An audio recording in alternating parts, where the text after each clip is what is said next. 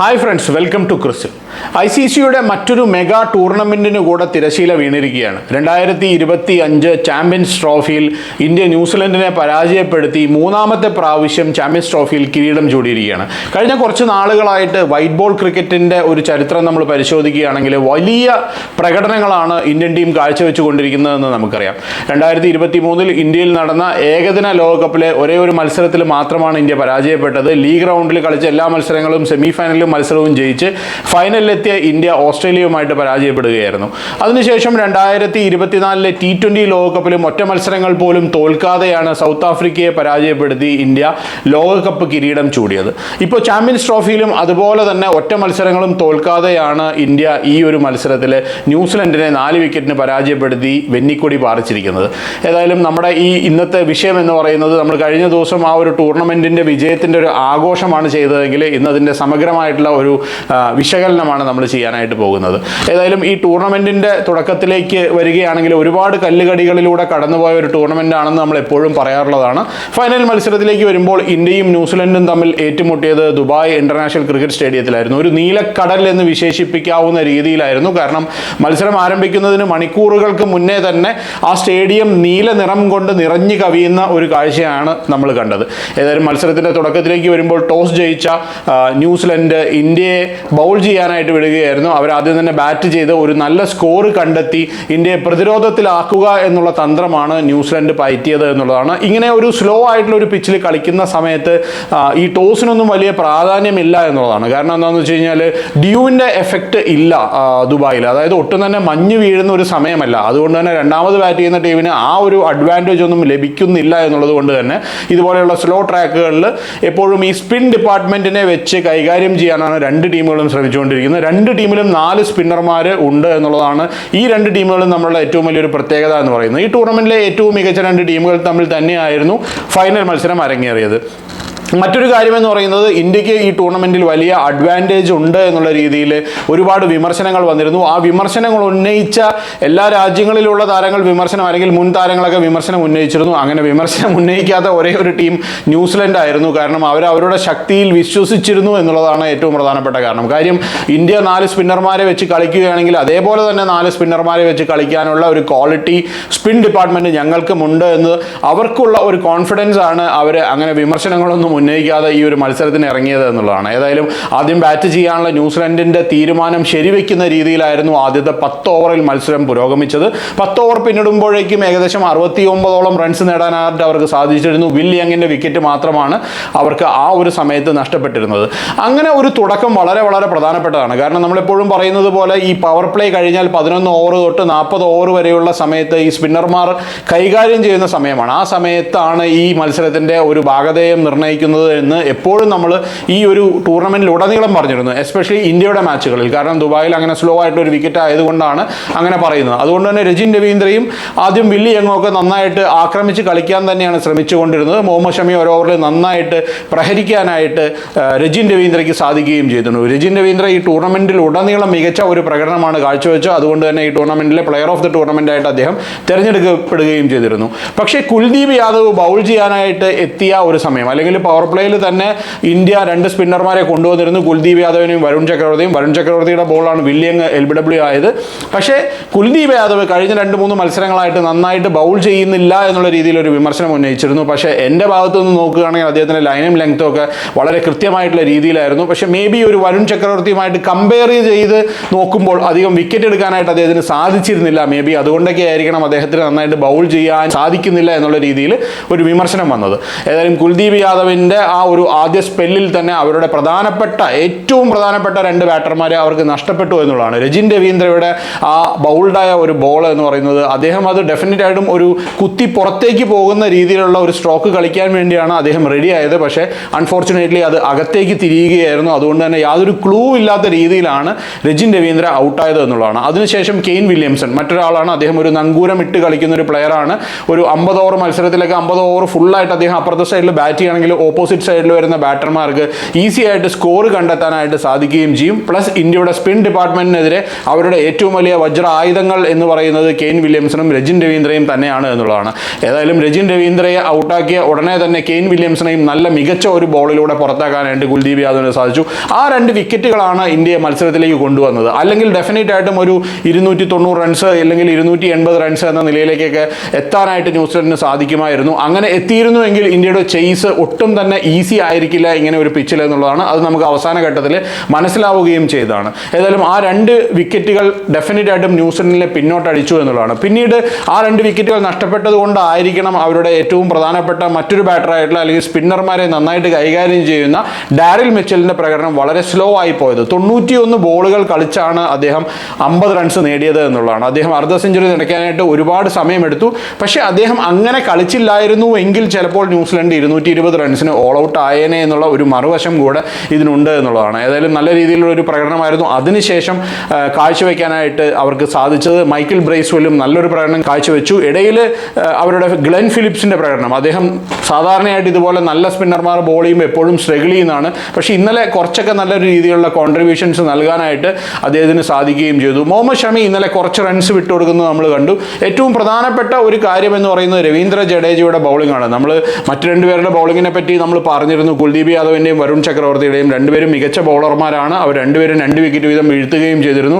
പക്ഷേ ഏറ്റവും മികച്ച ബൗളിംഗ് പ്രകടനം കാഴ്ചവെച്ചത് എൻ്റെ അഭിപ്രായത്തിൽ രവീന്ദ്ര ജഡേജയായിരുന്നു. 10 ഓവറിൽ വെറും 30 റൺസ് മാത്രമാണ് അദ്ദേഹം വിട്ടുകൊടുത്തത്. ഒരു വിക്കറ്റും അദ്ദേഹം കരസ്ഥമാക്കി എന്നുള്ളതാണ്. ഇന്നലെ ഇന്ത്യയുടെ ഭാഗത്ത് നമ്മൾ ഈ ബൗൾ ചെയ്യുന്ന സമയത്ത് ഇന്ത്യയുടെ ഭാഗത്ത് ഏറ്റവും വലിയൊരു മിസ്റ്റേക്ക് നമ്മൾ കണ്ടത് ഇന്ത്യയുടെ ഫീൽഡിംഗ് ഡിപ്പാർട്ട്മെന്റിലാണ്. ഒരുപാട് ഹാഫ് ചാൻസുകൾ ഇന്ത്യയുടെ കയ്യിൽ നിന്ന് വഴുതി പോകുന്നത് നമ്മൾ കണ്ടു. മുഹമ്മദ് ഷമി കഴിഞ്ഞ മത്സരത്തിൽ സെമി ഫൈനലിലും 2 ഹാഫ് ചാൻസുകൾ വിട്ടുകളഞ്ഞിരുന്നു. സ്വന്തം ബോളിങ്ങിലാണ് അദ്ദേഹം ആ ചാൻസുകളെല്ലാം വിട്ടുകളഞ്ഞത്. ഇന്നലെയും അതുപോലെ തന്നെ രജിൻ രവീന്ദ്രയുടെ ഒരു ക്യാച്ച് അദ്ദേഹത്തിന്റെ കയ്യിൽ നിന്ന് പോയി. ഒരു ഹാഫ് ചാൻസിനെ അതിന് പറയാനുള്ളൂ. അതുപോലെ തന്നെ ശ്രേയസ് അയ്യർ, ഈ ഔട്ട് ഫീൽഡിലെ ഏറ്റവും മികച്ച ഫീൽഡർമാരിൽ ഒരാളാണ് ശ്രേയസ് അയ്യർ. അദ്ദേഹത്തിന്റെ കയ്യിൽ നിന്നും രജിൻ രവീന്ദ്രയുടെ ഒരു ക്യാച്ച് മിസ്സായി പോകുന്നത് നമ്മൾ കണ്ടിരുന്നു. അതിനുശേഷം പിന്നീട് അവസാന ഘട്ടത്തിലേക്കൊക്കെ വന്നപ്പോൾ ശുഭ്മാൻ ഗില്ലിന്റെ കയ്യിൽ നിന്നൊരു ക്യാച്ച് മിസ്സായി, രോഹിത് ശർമ്മയുടെ കയ്യിൽ നിന്നൊരു ഹാഫ് ചാൻസ് മിസ്സായി. ഇങ്ങനെ പല ക്യാച്ചുകൾ പലതും ഈ ഹാഫ് ചാൻസുകൾ ഇതുപോലെയുള്ള ഒരു പ്രധാനപ്പെട്ട ഒരു മത്സരത്തിൽ, അതായത് ഒരു ഫൈനൽ മത്സരത്തിൽ ഇങ്ങനെയുള്ള ക്യാച്ചുകളെല്ലാം തന്നെ വളരെ വളരെ ക്രൂഷ്യലാണ് എന്നുള്ളതാണ്. അപ്പോൾ ക്യാച്ചിങ് ആ ഒരു ഏരിയയിൽ ഞാൻ പ്രധാനമായിട്ടും പറയുന്നത് ഫീൽഡിങ്ങിലല്ല, ക്യാച്ചിങ് ഏരിയയിൽ ഇന്ത്യക്ക് കുറേ നഷ്ടങ്ങൾ ഇന്നലെ സംഭവിച്ചു എന്നുള്ളതാണ്. പക്ഷേ ഏതായാലും ഇന്ത്യയുടെ ബൗളിംഗ് സ്പിന്നർമാർ മികച്ചതായതുകൊണ്ട് തന്നെ ഒരു നല്ല പ്രകടനം കാഴ്ചവെക്കാനായിട്ട് സാധിച്ചു. മൈക്കിൾ ബ്രേസ്വെല്ലിന്റെ ഒരു അവസാനത്തെ ഒരു പ്രകടനം എന്ന് പറയുന്നത് എടുത്തു പറയേണ്ടതാണ്. ഇതുപോലെയുള്ള ഒരു സ്ലോ ആയിട്ടുള്ള ഒരു ട്രാക്കിൽ എങ്ങനെയാണ് അവസാന ഘട്ടത്തിൽ ആക്രമിച്ച് കളിക്കേണ്ടതെന്ന് അദ്ദേഹം കാണിച്ചു തരുന്ന ഒരു പ്രകടനമായിരുന്നു അദ്ദേഹത്തിന്റെ ഭാഗത്ത് നിന്ന് വന്നത്.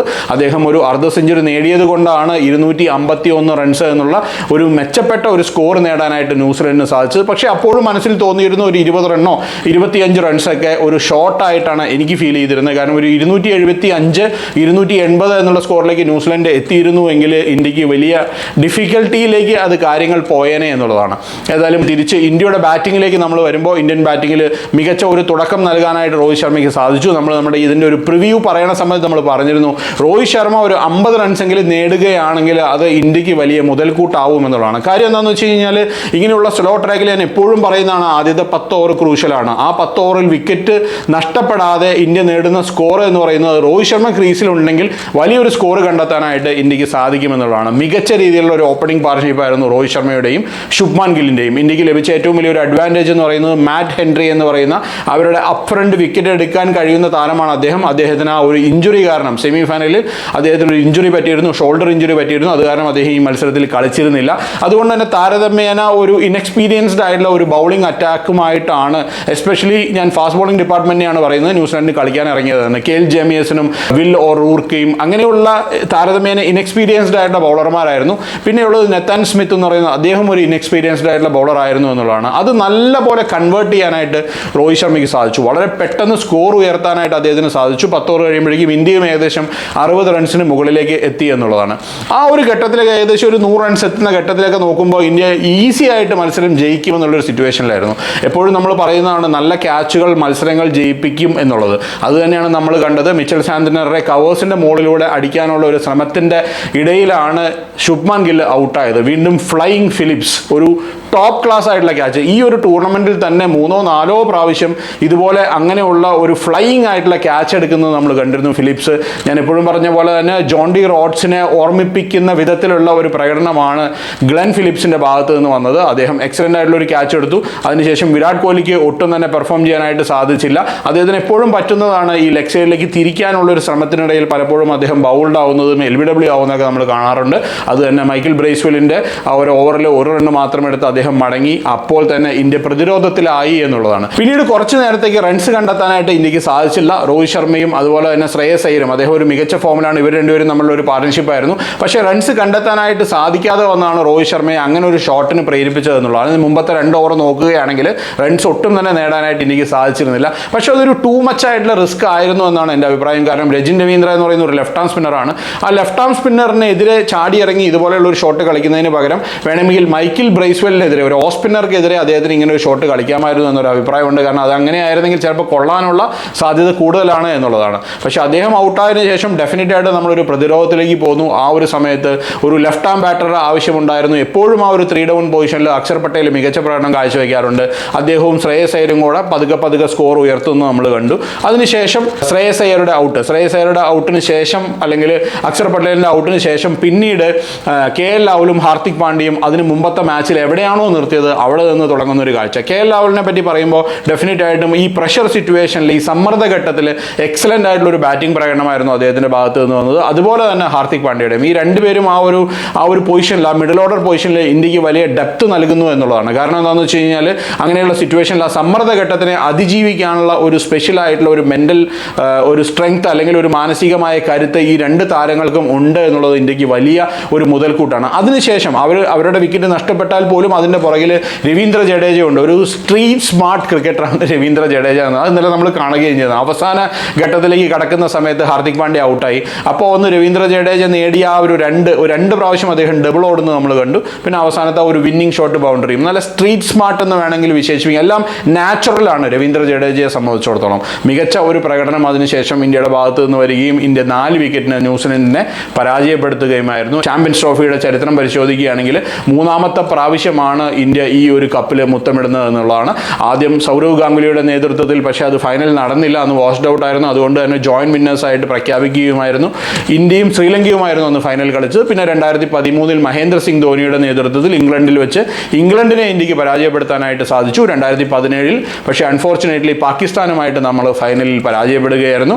അതിനുശേഷം ഇപ്പോൾ ഈ ഒരു ടൂർണമെന്റിൽ വീണ്ടും കിരീടം നേടാനായിട്ട് ഇന്ത്യക്ക് സാധിച്ചിരിക്കുന്നു. ചാമ്പ്യൻസ് ട്രോഫിയുടെ ചരിത്രത്തിൽ 3 പ്രാവശ്യം കിരീടം ചൂണ്ടിയിരിക്കുന്ന ഒരേ ഒരു ടീമായിട്ട് ഇന്ത്യ മാറിയിരിക്കുകയാണ്. ഇന്ത്യയുടെ ടോട്ടൽ ക്രിക്കറ്റ്, അതായത് ബോളിംഗ്, ബാറ്റിംഗ്, എല്ലാ ഡിപ്പാർട്ട്മെന്റിലും, ഫീൽഡിംഗിൽ മാത്രമാണ് കുറച്ചെങ്കിലും ഒരു കുറവ് നമുക്ക് പറയാനുള്ളത്. മറ്റ് 2 ഡിപ്പാർട്ട്മെന്റിലും ടോപ്പ് ക്ലാസ് ആയിട്ടുള്ള ഒരു പ്രകടനമായിരുന്നു ഇന്ത്യൻ ബാറ്റർമാരുടെയും ബൗളർമാരുടെയും ഭാഗത്ത് നിന്ന് വന്നത് എന്നുള്ളതാണ്. അതുപോലെ തന്നെ ഞാൻ ഏറ്റവും കൂടുതൽ അപ്രീഷിയേറ്റ് ചെയ്യാൻ ആഗ്രഹിക്കുന്നത് നമ്മുടെ ടീം മാനേജ്മെന്റിനെയാണ്. അതായത് സപ്പോർട്ട് സ്റ്റാഫ്, കോച്ചസ്, അങ്ങനെയുള്ള എല്ലാവരെയുമാണ്, ഗൗതം ഗംഭീറിനെ അടക്കം. കാരണം എന്താണെന്ന് വെച്ച് കഴിഞ്ഞാൽ ഈ 4 സ്പിന്നർമാരെ വെച്ച് കളിക്കാൻ കാണിച്ച ഒരു തൻ്റെ ഇടം, അത് ഡെഫിനറ്റ് ആയിട്ടും വരുൺ ചക്രവർത്തിയെ കൂടെ ടീമിലേക്ക് കൊണ്ടുവരുവാനായിട്ട്. ആദ്യത്തെ 2 മാച്ചുകളിൽ വരുൺ ചക്രവർത്തി ഉണ്ടായിരുന്നില്ല, ഒരു ഫാസ്റ്റ് ബോളറായിരുന്നു ഉണ്ടായിരുന്നത്. ഹർഷിത് റാണയെ മാറ്റിയിട്ട് വരുൺ ചക്രവർത്തിയെ ടീമിലേക്ക് കൊണ്ടുവരികയും അദ്ദേഹത്തിൻ്റെ ഒരു പ്രകടനം അതിനുശേഷം ഇന്ത്യക്ക് വളരെ വലിയ ക്രൂഷ്യലായിട്ട് മാറുകയും ചെയ്തു എന്നുള്ളതാണ്. ഏതായാലും എക്സലൻ്റ് ആയിട്ടുള്ള ഒരു പ്രകടനം കാഴ്ചവെച്ച ഇന്ത്യ ICCയുടെ ഒരു ടൂർണമെന്റുകളിൽ കൂടി വെന്നിക്കൂടി പാറിച്ചിരിക്കുന്നു എന്നുള്ളതാണ്. ഏതായാലും hats of two team India. മികച്ച പ്രകടനമായിരുന്നു ഇന്ത്യയുടെ ഭാഗത്ത് നിന്ന്. ഇതുപോലെയുള്ള വലിയ ടൂർണമെന്റുകളിൽ ഇനിയും സമ്മർദ്ദത്തിന് അടിമപ്പെടാതെ വലിയ വിജയങ്ങൾ നേടിയെടുക്കാനായിട്ട് ഇന്ത്യക്ക് സാധിക്കട്ടെ എന്ന് ആശംസിച്ചുകൊണ്ട് നിർത്തുകയാണ്. മറ്റൊരു വീഡിയോയുമായിട്ട് നമുക്ക് വീണ്ടും കാണാം. ബൈ.